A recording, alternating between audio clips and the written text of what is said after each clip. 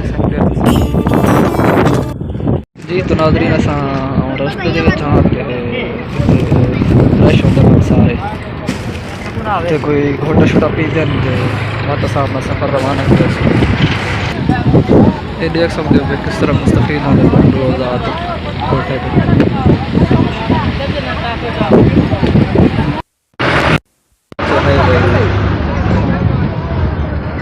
घोटे 10 ग्राम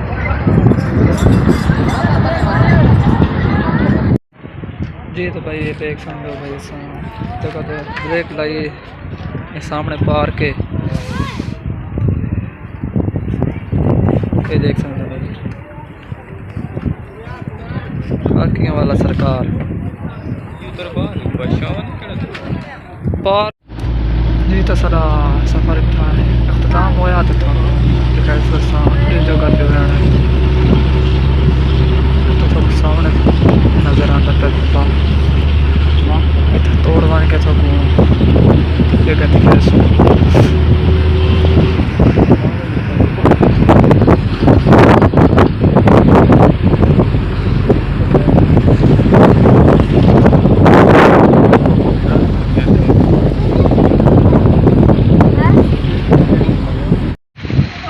ये देख सकते हो भाई अस जगह ते आ गए हैं जिथे ना धाओ के उत्थे दी निज़ाम जिसम की सारी बीमारियां ख़त्म हो जानियां।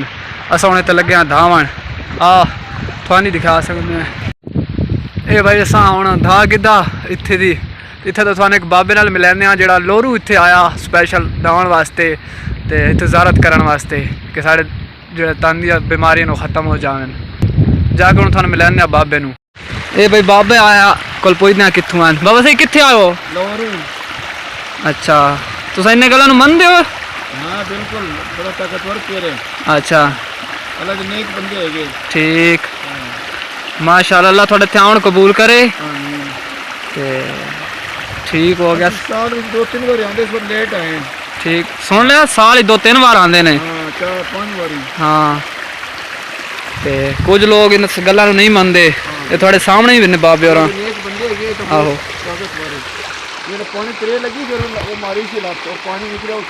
आहो सुन सकते हो भाई तुम बाबे दियां गल्लां। अस हुण अपना सफ़र अगे शुरू करते हैं अगला। उत्ते एक और भी हैगा हाँ जी इधर जाके हाँ उसने बच्चे को छुपाऊंगा। आहो सुनते पे बाबे कहा कि बच्चों वास्ते भी अगे एक शफा है उत्थे बच्चों नूं दवाई जांदा उत्थे जाके। ठीक